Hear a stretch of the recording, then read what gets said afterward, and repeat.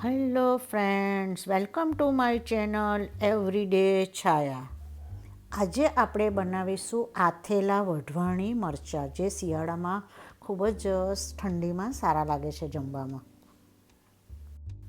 તો ચાલો શરૂ કરીએ રેસીપી. આ માટે અહીં મેં 100 થી 150 ગ્રામ જેટલા વઢવાણી મરચાં લઈ લીધા છે. હવે આપણે એને 1 થી 2 વાર પાણીથી બરાબર મસળી અને ધોઈ લઈશું, જેથી ઉપરની જે ડસ્ટ ને એવું હોય તે નીકળી જાય. હવે આપણે એમાં આગળના જે ડીચા છે તે તોડી લઈશું. જો તમારે એ ડીચાને રાખવા હોય તો તમે રાખી શકો. હવે આપણે મરચાંને 4 ભાગમાં કટ કરી લઈશું. 2 ભાગમાં કટ કરવા હોય તો તમે 2 ભાગમાં કટ કરી શકો. આવી રીતે આપણે બધા જ મરચાંને 4 ભાગમાં કટ કરી અને તૈયાર કરી લઈશું. આપણે બાઉલમાં પાણી રેડી અને હાથથી ખૂબ જ મસળી અને આપણે એને બરાબર ધોઈ લઈશું, જેથી કરીને જે બિયા છે તેમાંથી નીકળી જાય અને મરચાંમાંથી થોડી તીખાશ પણ ઓછી થઈ જાય. આ પ્રોસેસને આપણે 2 થી 3 વાર કરી લઈશું, જેથી કરીને બધા બિયા એમાંથી નીકળી જાય અને તીખાશ ખૂબ જ ઓછી થઈ જાય. આપણે મરચાંને કોઈ કાણાવાળી ટોપલીમાં કે વાસણમાં રાખીશું, જેથી કરીને મરચાં બધા કોરા થઈ જાય. આપણે એક મિક્સર જાર લઈ લઈશું અને એમાં આપણે 100 ગ્રામ જેટલા રાઈના કુરિયા એડ કરીશું અને મિક્સરને આપણે ઓન ઓફ કરી અને એને પીસી લઈશું. આપણે એનો એકદમ લીસો પાવડર નથી કરવાનો, આવો બતાવ્યો છે એવો થોડો કકરો રાખવાનો છે.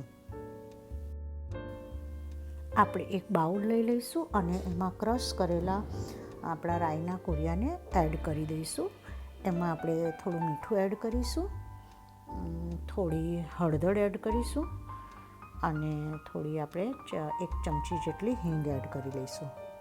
હવે આપણે એક તડકા પેન લઈ લઈશું. એમાં મેં લગભગ 1 મોટી વાડકી જેટલું તેલ એડ કર્યું છે અને તેલને આપણે અથાણામાં જેવી રીતે તેલ ગરમ કરીએ એવી જ રીતે તેલને આપણે ગરમ થવા દેવાનું છે. હવે આપણે એને રાઈના કુરિયાવાળો જે બાઉલ છે તેમાં એ ગરમ તેલને એડ કરી દઈશું, જેથી રાઈના કુરિયા થોડા એમાં ગરમ તેલમાં સતળાઈ જાય.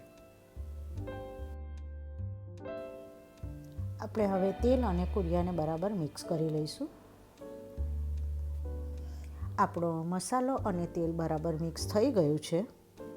તો હવે આપણે એમાં જે તૈયાર કરેલા મરચાં છે તેને એડ કરી અને બરાબર એને સારી રીતે આપણે મિક્સ કરી લઈશું, જેથી મરચાં ઉપર જે મસાલાનું કોટિંગ છે તે એકદમ સરસ રીતે થઈ જાય.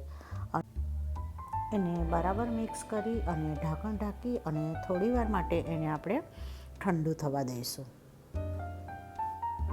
મસાલો એકદમ ઠંડો થઈ જાય એટલે એમાં આપણે 1 લીંબુનો રસ ઉમેરી દઈશું.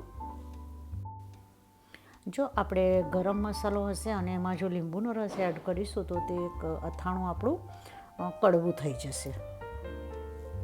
તો તૈયાર છે આપણા આથેલા વઢવાણી મરચાં.